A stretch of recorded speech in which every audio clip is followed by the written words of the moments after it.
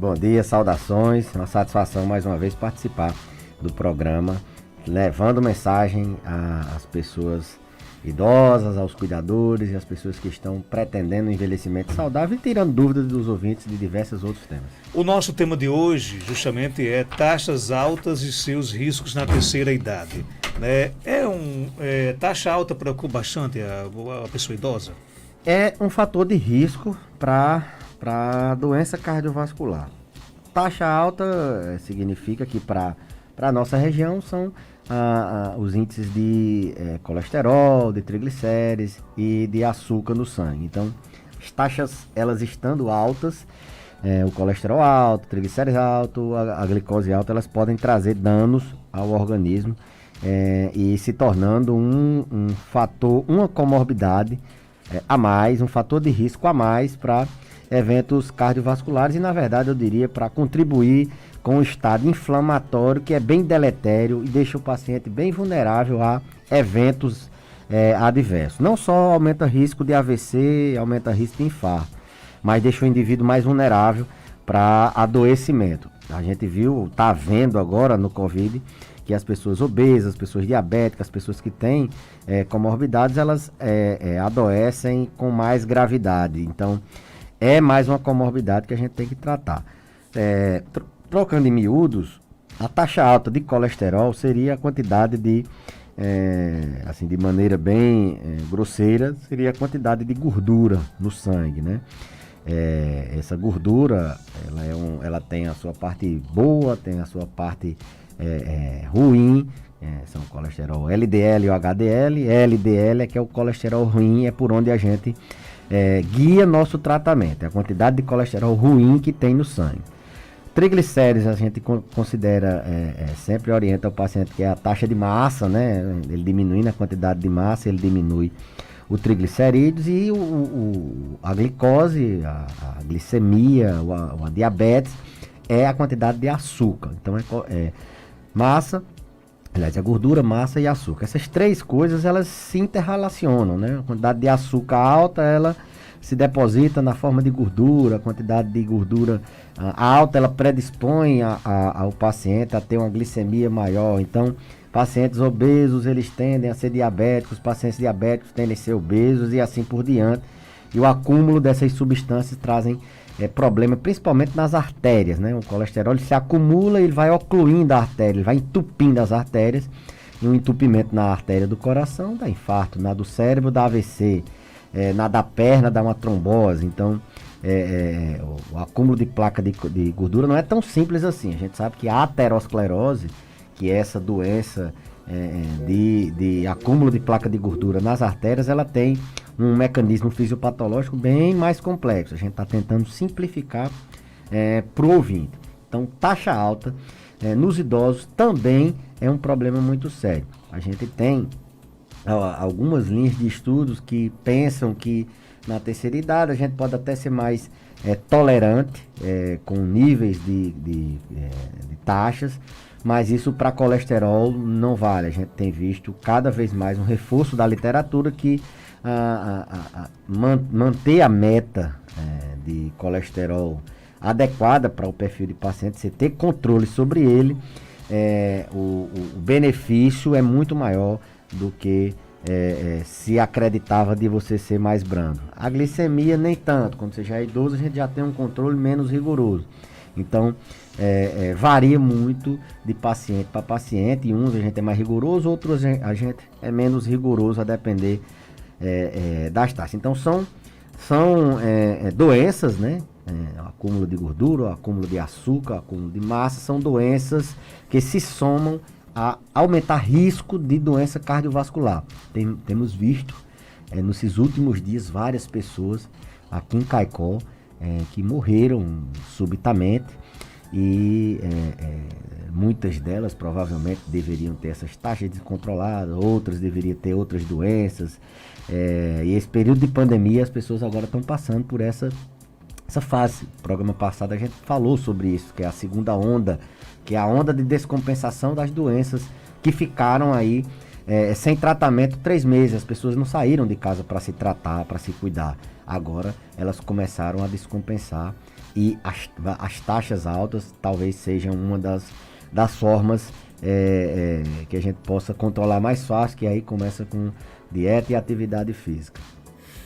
Doutor Belísio, agora como é que, por exemplo, a partir de que momento essa questão de taxas altas preocupa? Primeiro você tem que fazer um exame, você tem que detectar realmente que a sua taxa está alta e a partir de que situação ela começa a ser preocupante?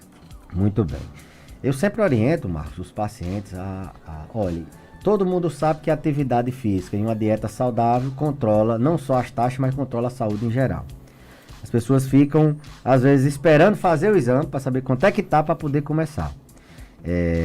Então, eu sempre recomendo, comece a fazer logo um regime e fazer uma atividade física, e aí você fica, porque faz o exame da taxa e não começa a atividade física, não muda o estilo de vida, daqui a um ano não fez nada disso, não, eu quero ver de novo a taxa, como é que tá, e não adianta ficar só vendo a taxa. Então, a importância de você controlar as taxas é fundamental. Você tem que guiar, a gente dosa essas taxas no sangue, no exame de sangue, dosa, a gente vê o nível de taxa, e a gente tem pontos de corte para determinado tratamento. Por exemplo, tem ponto de corte para saber se o paciente é diabético, se a glicemia dele for isso, for aquilo, for assim, for assado, ele pode não ser diabético, ele pode ter só uma glicemia alterada, ele ser pré-diabético, ele já ser diabético.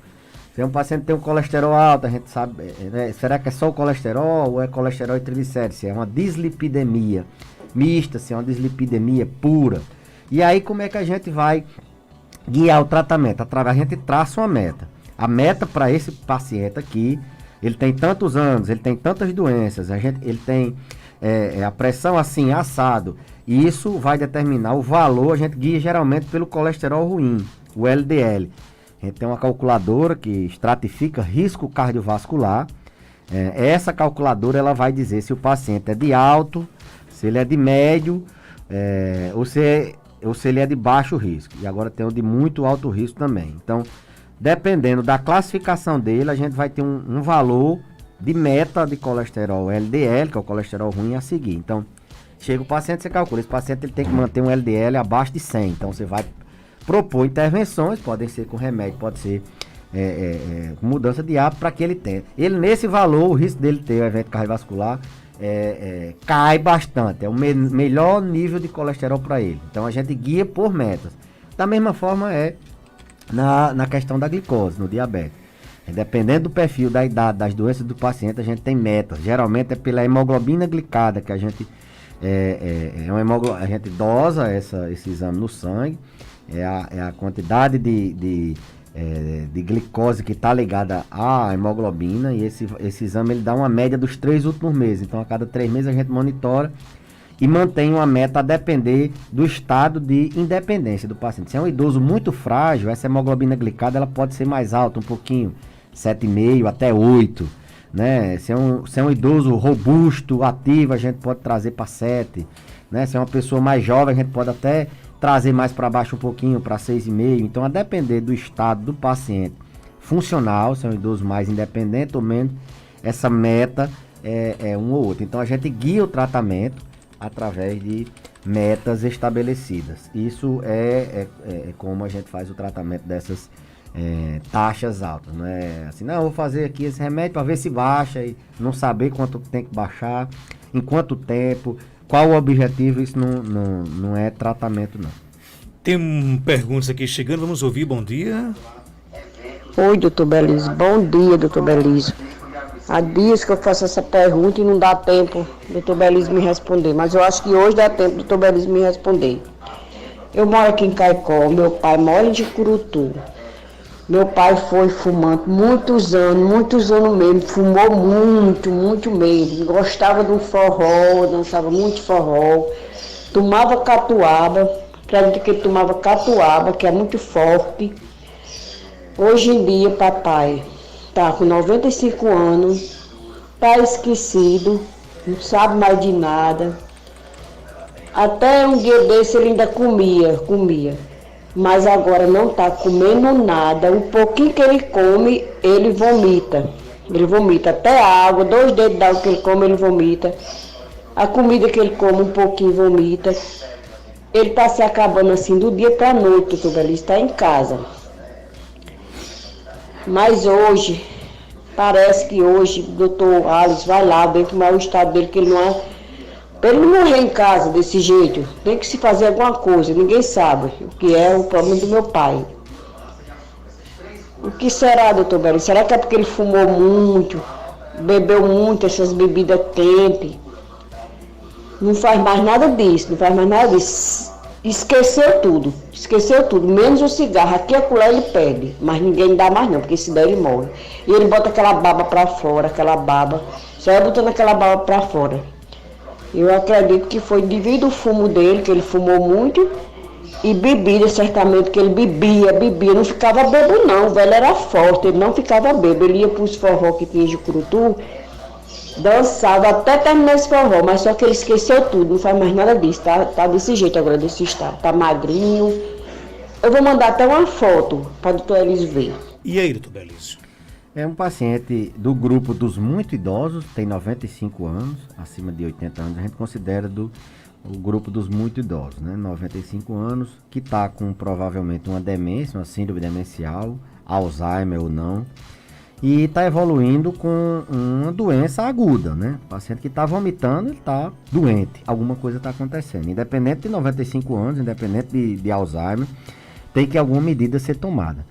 Não acredito que a quantidade de bebida e de cigarro tenha assim, levado a essa condição de vômito, né?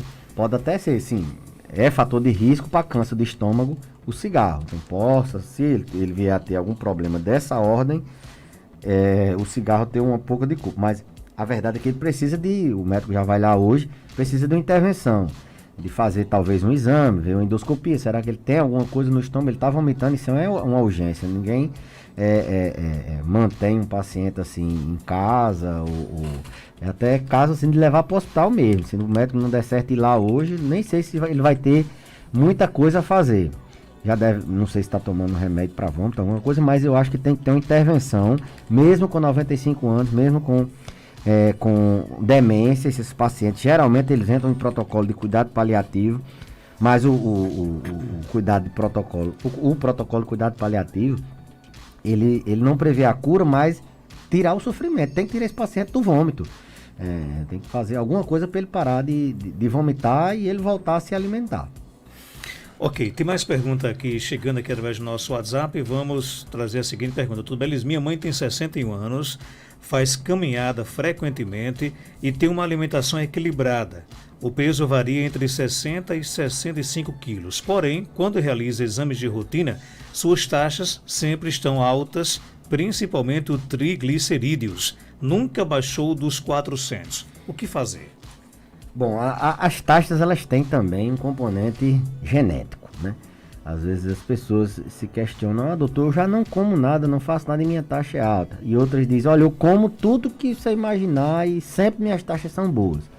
Então a gente tem uma coisa chamada genética, né? A herança, quem tem o tino bom, né? A genética boa, pode acontecer isso. Nesse caso, ela provavelmente tem uma predisposição genética, que só a mudança do estilo de vida não é suficiente para baixar os níveis de taxa, principalmente do triglicéridos.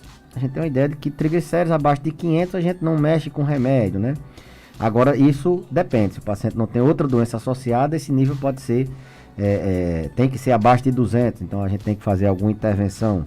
Então, respondendo a minha amiga, o amigo aí que perguntou, provavelmente é a genética dela e realmente ela vai findar entrando em desnutrição, tentando baixar esse triglicerídeos e não vai conseguir. Mantenha estilo de vida e procure assistência, talvez para tomar um medicamento por um tempo e baixar, mas ela provavelmente tem uma propensão genética.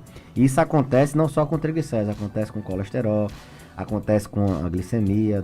A diabetes é uma doença pura, assim, com um componente genético muito, muito forte, né? As pessoas que têm predisposição genética na família, geralmente, têm um risco muito maior do que outras pessoas, né? Tem uma herança familiar bem importante para acometimento. Logicamente que outras condições, como obesidade, também predispõem ao paciente ter diabetes, condições adquiridas, mas a genética ela é fundamental. Os irmãos também têm taxas altas, então já se explica já, né? Provavelmente sim, é uma condição genética.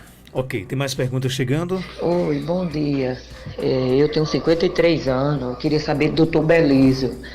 Eu não sei se é na menopausa, eu sinto muito mal-estar. E quando é à noite eu sinto uns calafrios que ficam meus pés gelados. E com aquele mal-estar e com a sensação de tontura. Eu queria saber o que era. E também eu tô com as taxas altas. E ele, Dr. Belísio? Esses sintomas vasomotores que a gente considera da menopausa, eles são comuns nesse período mesmo de menopausa, né? Entre 45 e 50 anos, a mulher para a produção, diminui a produção de estrógeno, que é o hormônio feminino, que ele é responsável por diversas ações no organismo. Então, essa sensação que a gente chama de fogacho, ondas de calor, calafrio, a paciente também relatou tontura, o pessoal associa muito tontura com taxa alta, e na verdade taxa alta é raro dar tontura, ela até contribui para a tontura, mas não é a causa geralmente. As pessoas sempre têm, eu tô com a tontura, eu acho que é porque minhas taxas estão altas. Nem sempre é, na maioria das vezes não é. Taxa alta não dá tanto sintoma de tontura assim não. Então, e ela disse que tem as taxas altas. Esse período também atrapalha a metabologia do paciente, né? Ele tem distúrbios metabólicos esse período da menopausa. Então, a recomendação é que ela procure auxílio, porque muitas vezes a terapia de reposição hormonal, ela tem um efeito em diversos sistemas do organismo. Então, se ela for uma candidata, tratar, repor hormônio numa dose certa, pelo tempo certo, faz com que ela melhore tudo, inclusive as taxas. Uma coisa que, Marcos, a gente tem que alerta, que é comum assim na terceira idade, é o desafio que a gente pega idoso de 95, de 80, tomando 3, 4, 5 remédios para outras doenças crônicas, a depressão, para osteoporose, para artrose, para Alzheimer, e aí a gente tem que acrescentar mais um ou menos um, e a gente fica na dúvida. Então, é sempre um desafio a gente manejar esse paciente multimórbido. Essa é uma das expertises da geriatria, manejar a multimorbidade dos pacientes muito idosos. Talvez seja o maior desafio, mas também o maior diferencial da especialidade. É pegar esses pacientes com muitas doenças, com muitos remédios, e tentar fazer a intervenção mais adequada, com o menor dano em outro sistema, ver o paciente como um todo. Então, manejar a taxa alta não é simplesmente passar um remédio por si só. É a gente saber a meta, saber se o paciente não tem interação medicamentosa, se ainda vale a pena para aquele paciente fazer aquele medicamento, aquele tratamento, aquela dieta, se é que vale a pena. A gente tem muito cuidado na desnutrição dos pacientes. Então, eu acho que vale a pena a gente dar esse feedback. Tem mais pergunta? Vamos ouvir? Bom dia, doutor Belíssimo. Olha, eu tenho tendência a triglicéride alta. Geralmente ela vai para 400, já deu até 500. O meu cardiologista passa uma medicação e eu tomo ela baixa. Esse ano já eu fiz os exames, ela estava boa. Mas vez e outra, assim, de 3, 4 meses eu tomo, mesmo sem ir ao médico. Isso é errado? Ou eu preciso ir ao médico para verificar se ela está alta para poder eu tomar o remédio para triglicérides? E aí, doutor Belísio? Triglicérides é a taxa talvez mais fácil da gente baixar, né? E a que causa menos danos assim, ao paciente. A gente inclusive tem níveis aceitáveis um pouco maior do que outras taxas. Então, uma dieta, às vezes, em uma semana você já tem baixado o triglicérides, você tirando massa, aquele paciente que já não faz uma dieta, já tem resolvido. Nem sempre é necessário medicamento.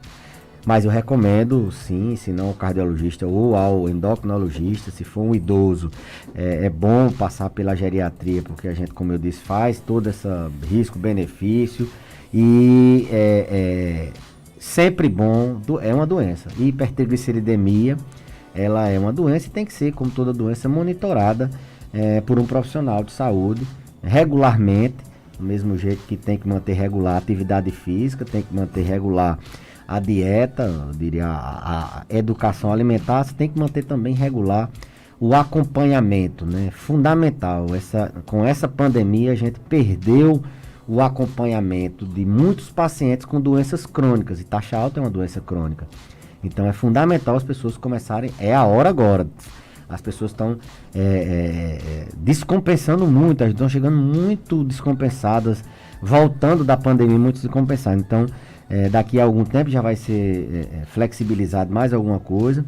Então, é a hora de ir começar a voltar a fazer o acompanhamento no posto, no médico da sua confiança, no seu especialista, voltar a fazer sua quimioterapia, voltar a fazer sua hemodiálise, quem parou e se ainda pode voltar a planejar aquela cirurgia que estava, terminar aqueles exames que estavam para se fazer, iniciar aquele tratamento que não foi acompanhado no período, e eu acho que agora a gente deve começar essa volta racional aos poucos, porque os pacientes realmente estão muito doentes. A gente tem visto muitas mortes de gente conhecida, muita gente doente mesmo. A questão do estresse da mente tem sido uma rotina. A gente vai ter muito trabalho, vai ser a terceira ou quarta onda tratar os danos psicológicos. As pessoas estão doentes de Covid, mas também estão muito doentes da mente. Quem interna adoece, os profissionais adoecem da mente. As pessoas que estão em casa e têm uma comorbidade, elas estão muito tensas, com medo de sair de casa. Jovens, os idosos, esses é que estão muito tensos. Idosos que são, principalmente aqueles ativos, eles estão num estado de nervos às vezes insuportável, e a gente tem que, isso atrapalha muito a imunidade, isso atrapalha ele seguir a vida dele. Ele vai sair dessa pandemia muito provavelmente pior do que entrou. Então eu chamo a atenção para esse período que já entramos para o 4º mês de pandemia, e um idoso ele não aguenta muito tempo. Então, se ele tiver que priorizar uma saída de casa, ele priorize no auxílio da saúde dele, ele buscar saúde, e uma consulta no posto de saúde, e uma consulta no médico da confiança, aquele exame que estava atrasado ele fazer, porque aí o risco dele adoecer por uma doença grave é muito maior do que o próprio Covid. Obrigado pela sua participação. Até terça-feira, se Deus quiser. Eu que agradeço. Até a próxima terça-feira com as bênçãos de Santana.